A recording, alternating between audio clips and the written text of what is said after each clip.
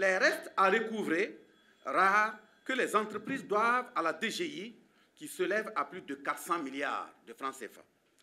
Plus de 600 milliards de détournements, pertes mises à nu par les enquêtes parlementaires sur le foncier et dans le secteur minier en 2016. Les chèques impayés émis par les contribuables à la douane, aux impôts, comme dans d'autres administrations publiques, au 31 décembre 2016, s'élevaient à une centaine de milliards. Les restes à recouvrer relevés par le rapport d'enquête parlementaire du Conseil national de la transition CNT, gardé dans les tiroirs. Selon le président de la commission d'enquête parlementaire sur le foncier, le député Bourema Bari, je le cite, « Pratiquement tous les promoteurs immobiliers ne sont pas à jour. La dette fiscale est estimée à plus de 16 milliards. » Fin de citation.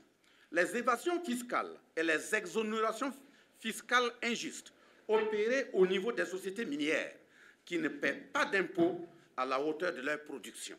La fraude douanière des mobilettes fait perdre à l'État plus de 60 millions de francs par jour, soit plus de 20 milliards dans l'année. Les prêts indûment contractés par des anciens ministres, députés, présidents d'institutions, personnalités morales non encore remboursées s'évaluent à plus de 20 milliards de francs CFA. La fraude sur la TVA fait perdre à l'État des centaines de milliards par an.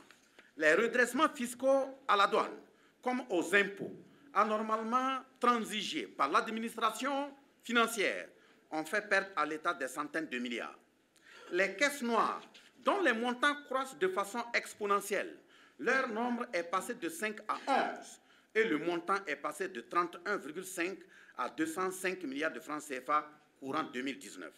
Les traitements spéciaux que les membres du gouvernement se sont accordés en violation du décret fixant les émoluments des présidents d'institutions, des ministres, du Premier ministre, etc. Voilà autant de pistes pour renflouer les caisses de l'État.